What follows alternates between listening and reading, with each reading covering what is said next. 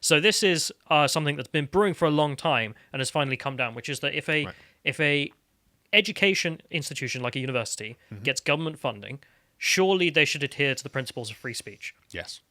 Because, okay, if you don't, well, then you're a private institution enacting like a publisher. We don't need to fund this then.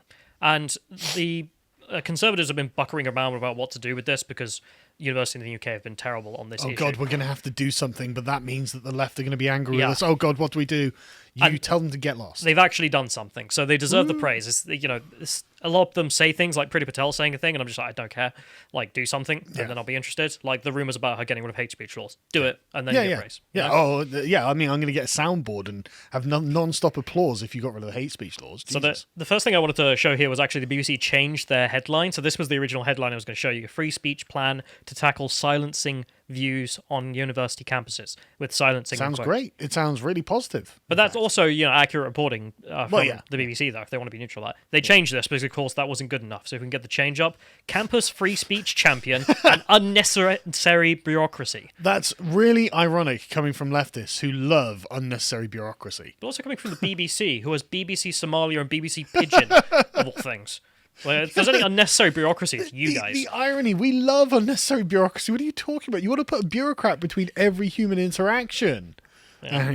Anyway, just the BBC being scumbags. Nothing new there. Yeah. So, Gavin Williamson gave some good speeches on this. He was basically saying that there was a chilling effect on British campuses, and because of silencing of speakers, because of silencing by the student unions against faculty or staff. Mm-hmm.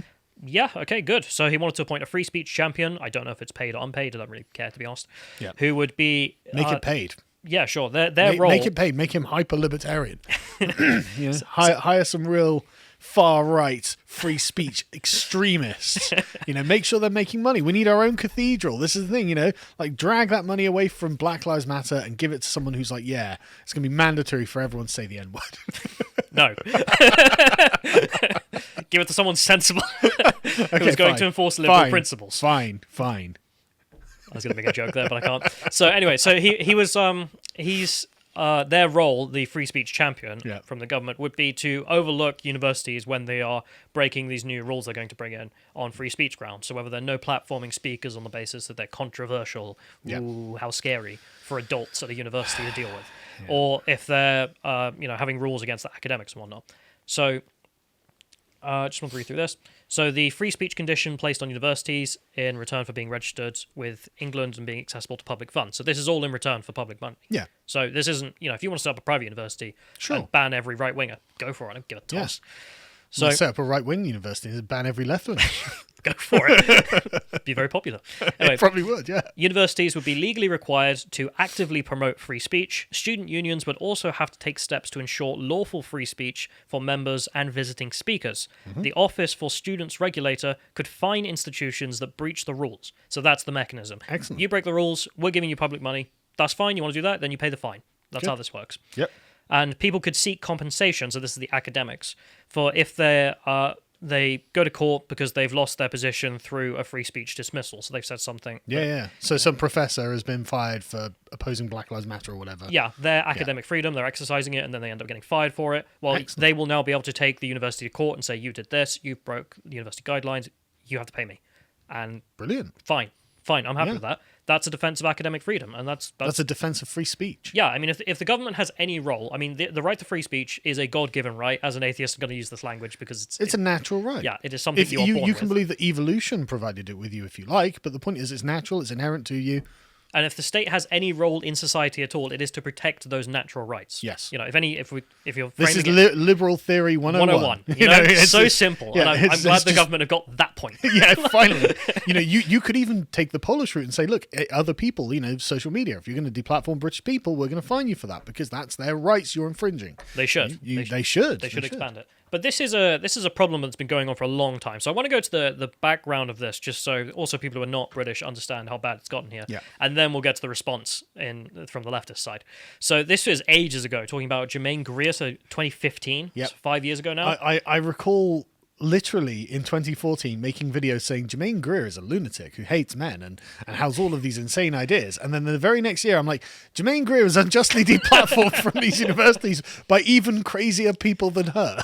Yeah, so the Students' Union's women's officer at the University of Cardiff said that Mrs. Greer's views towards transgender women were misogynistic. Misogynistic.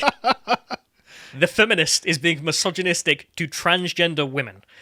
Just love it. Love everything sentence. about it. Like you weaponize the term misogynistic a lot, Germaine. What do you say to it now? But also misogynistic towards trans. I'm just going to leave it there. Yeah, I know. Everyone knows what's going on. Yep. So, and the university issued a statement saying we in no way condone discriminatory comments of any kind. And then she was able to give the speech, and she in the speech in which she gave, she condemned the university for being as weak as PISS. I don't know if it's a swear word. So yeah. Which is good. But she's not wrong. She's of the let's say left-wing persuasion. She'd be centre left or far left, depending on your centre definition. left. She's one of the bra-burning feminists from the 70s. I don't know her views on economics and things. Oh well, who cares? You know, like on her gender politics, certainly she's a insane radical persuasion. leftist who thinks that the patriarchy's been holding her down, which is why she's become a rich, famous public figure. And you can see the BBC reporting this, and the next one is Peter Tatchell and the Guardian supporting him here. It's Tatchell. Tatchell, sorry, he was. I want to talk to him at some point. He's a really interesting guy. Yeah, he is. Even if he's a bit weird on some things. So he tried to give a speech and ended up getting deplatformed. So they successfully deplatformed him. And the union's lesbian, gay, bisexual, and transgender representative said that she would not share a stage with a man who she regarded as being racist and transphobic. What had he done in specifically to this? I don't know. He had written a letter that said Germaine Greer should be able to speak. That's enough.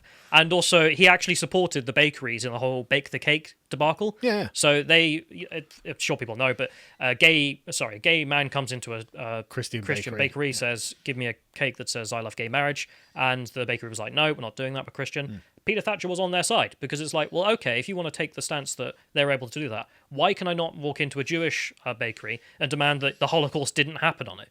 What's your basis here? Can I go to a Muslim bakery and have pictures of Muhammad laden into the icing? I love the meme potential of this, to be honest. But that's the thing, that I think that did actually end up passing. I think that might be law. Oh, yeah. No, they have to bake the cake. So, I mean, Tesco has bake the Holocaust denial cake. Yeah, that's the position that we ended up in. Which Peter Thatcher was on the right. Tatchell was on the right side. Of I totally agree. I mean, like just to be clear, I don't think that anyone should be compelled into a contract. Yeah. So it's like it's not like I'm not in support of gay marriage either. It's this is absurd that you should be forced to write things. Yeah, like, exactly. Not having that. You shouldn't have to engage in a contract if you don't want to.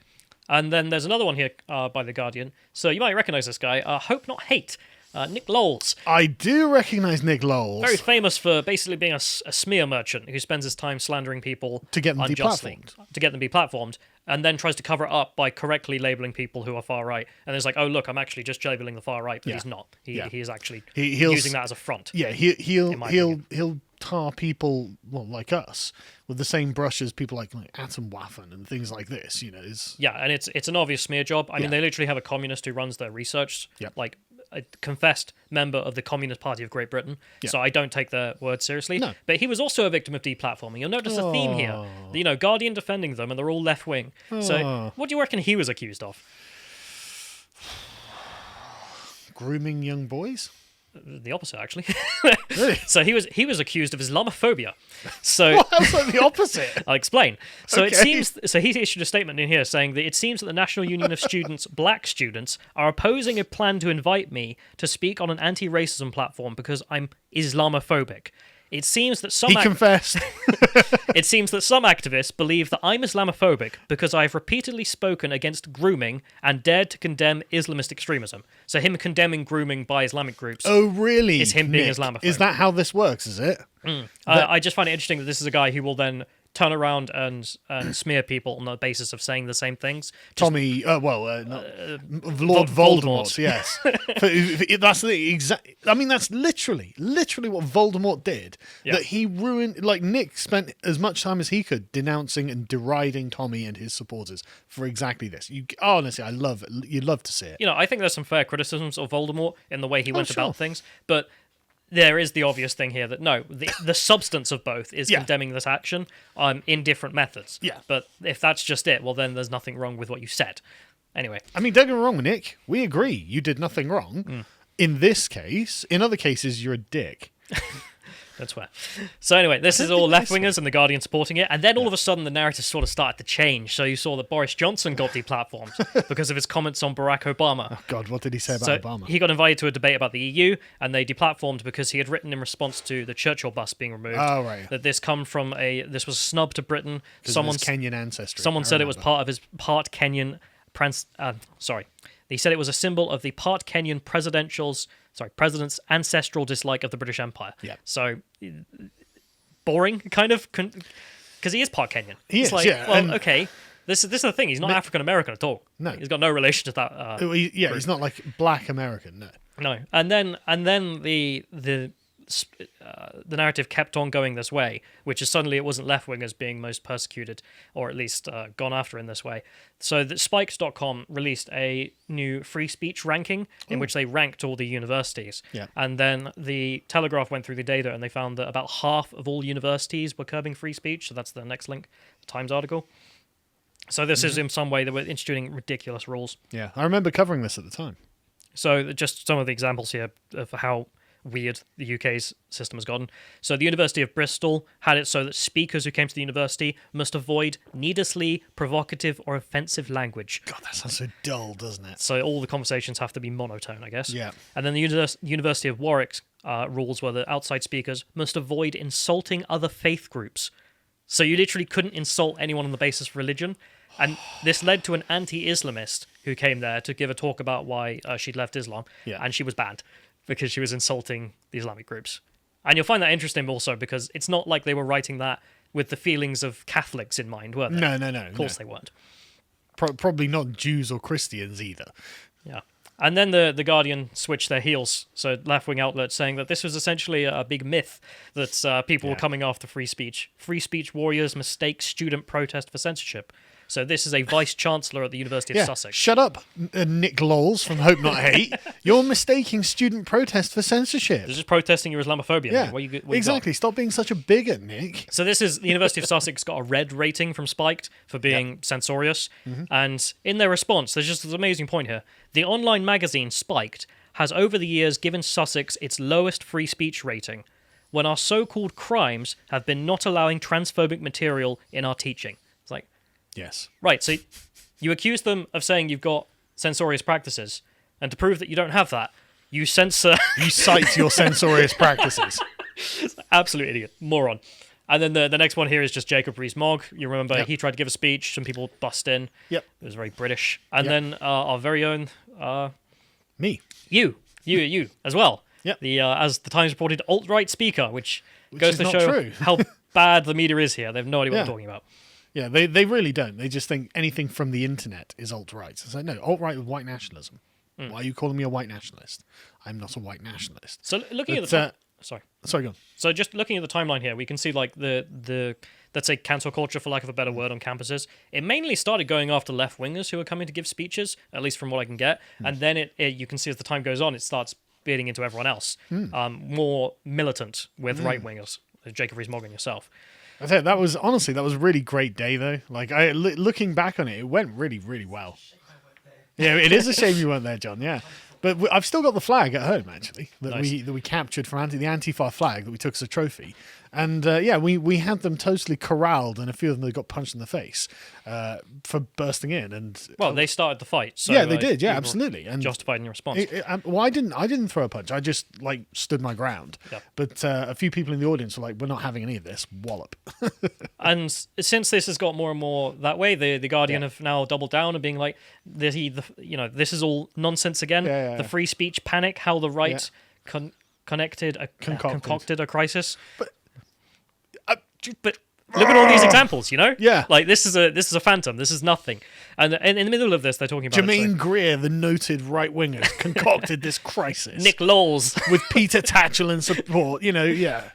So they say in this, the alarming narrative can be found in news stories, political speeches, and op-ed columns in Britain on a daily basis. Op-ed columns such as The Guardian. On a daily basis, though. Oh, this concocted narrative that just seems to be coming out of nowhere. So I'm not going to waste my time with this one because it's obvious, just obfuscation. But they are doing it today. So we mentioned earlier that now you will get fined if you engage in this practice as a union or a university because you are being funded by the government. Yes. You cheeky little... Yeah. I don't know how they thought they'd get away with this. So this is the headline I wanted to show from The Guardian, which is their initial headline. Again, look at how they all changed their headline. Phantom threat. Phantom threat. Proposed free speech law for English universities is criticised. Well, okay, let's assume that it is a phantom threat. Let's assume that all of these people being deplatformed were totally lying and making this up. Even if that's true, how is a free speech law bad? We'll get into it. So okay. they then changed their headline. If you go to the next article, this is just the new version, which they're accurately describing, I believe, just showing that they're going to be liable for breaches. Yep. And they give the defense in here. So the defense is from the unions of the universities, who are stacked with leftists just by reading their own words. Oh god, and it's not even controversial thing. Say that the student union, the National Student Union, is just unbelievably leftist. What was the name of the girl? Oh, the president who was like, I want to kill all white people. Or something? She was an insane radical, and this is the person they elected to lead them. So they have here. So this is not just the student unions. Yeah, the university and college union. So this is representing the universities. Responded by saying, it is extraordinary that in the midst of a global pandemic, the government appears more interested in fighting a phantom threat to free speech than tackling and can turn real and present dangers which the virus poses to staff and students. So you didn't address the point at all. No. So they were just like, no, it doesn't exist. And the virus doesn't pose a threat to students. But you'll notice that's actually the narrative coming out of the Labour Party at the moment, whenever the government does anything. It's like, why are you not focusing on the virus? So it also tells you that this person is just in the Labour... Well, it's because all the vulnerable people have had their vaccines cured. Don't know what to tell you. Yeah. Let's talk about that culture war that you're so weak on. So they continue. In reality, the biggest threats to academic freedom and freedom of speech come not from the staff and students or from the so-called cancel culture, but from ministers' own attempts to police what can and cannot be said on campus. Which? Name them. Which ones? This guy? This guy who's trying to fine you for breaking free speech rules. But police what can and cannot be said. Policing what can be said means guaranteeing that everything can be given a platform. So that's actually promoting human rights. Yeah. Policing what cannot be said is the problem, because then it's people arbitrarily silencing you. So the guy's coming in and saying, I think they're not the equal. law should be that what can be said should be widened. Yeah. This is authoritarian. We're trying to restrict our freedoms, aren't you? Yeah, exactly. Exactly. This is the opposite of authoritarianism. What the hell is wrong with you? Yeah. And the National Union of Students vice president also gave a comment. They said that there is no evidence of a freedom of expression crisis on campus. And student unions are constantly taking positive steps to help facilitate thousands of events every year. Oh, well, then there's no problem. The people being accused of all the deplatforming have said they're not doing the deplatforming, and therefore we should all stop. Sorry, Nick Lowles, there's no problem. Yeah, told you. Peter Tatchell, Germaine Greer. There is no evidence, but then also the defense there, we put on thousands of events, therefore there's no problem. Yeah. It's like, right, but what events don't you put on? That's the censorship part of this. It's not even what events you don't put on, it's what events you actively seek to silence because you don't like the speaker. I mean, this is why. So the next article here is just from Matthew Godwin. He's a politics professor at the University of Kent. I happen to have gone there. And he's pretty good. He's good on populism, if you want to get into him. And I'm not going to read this article, but it's like, why does he have to write this? Yeah. Why do academics keep coming out and saying that, no, the universities are horrible places to be in? Why does the Free Speech Union exist? Why the Conservative Party putting in laws to make sure that people can sue the universities if they deplatform them? Why do those free speech rankings exist? With notes on every university and what they did specifically. Why is there a large body of people on the internet talking about how free speech is under attack if none of this is real? Like, how is this huge, ecosphere of anti-censorship people come into existence if there's no problem at all? Because the universities are highly progressive places to be. I just wanted to show the next one. So this is just Matthew Godwin's page on the University of Kent. Like, look at that flag in the top left. Just scroll back up. Like, I can't believe that flag's become mainstream. Like, I understand the LGBT flag, right? Sure. But with the black and brown stripes... And the pink trans stripes as well. But, like, the trans one, I can kind of get the argument. But the black and brown one are exclusively black and brown bodies. Oof. But that was, like, a meme that was made up on Tumblr. Like, I swear, if you go back, you will actually find this was someone, like, S-posting. Probably. And then it's now become real. I can't get over it. Probably. But, I mean, it's just total cringe. And speaking of total cringe, the reaction on Twitter. So I just wanted to end it with this. So the first one here, this is fascism. And you might wonder, why am I showing you some random account with some anime profile? You know, what's he got? 1,000 followers? Who cares? Because this is actually the narrative from the check marks as well. But a law to guarantee free speech is not fascism. Yeah, it is but the this very is, opposite. This is some idiot, so who cares? Well, actually, the next one is a check mark saying essentially that. Policing, thinking, and controlling history. The sort of thing done in the most egregious dictatorships on earth. What? All done under the guise of protecting free speech. Orwellian. Not allowing us to censor people is Orwellian. Just get out. The kind of thing done by the most egregious dictatorships on earth. Hitler, Stalin, Pol Pot, Mao. Free speech warriors. That's how they define themselves. Like we are going to bring in anti-censorship laws, said the Nazis. Like, come on. It's just comically. Oh man, it's so dumb. And then the next one here is the editor of Channel 4. So if you ever wondered the kind of people who actually run the TV you're watching, if you're still watching TV, it's these kind of people. This is why I love Twitter, because they're so stupid. They just put up their own thoughts. Yeah, it's great, isn't it? Exposes them. Yeah.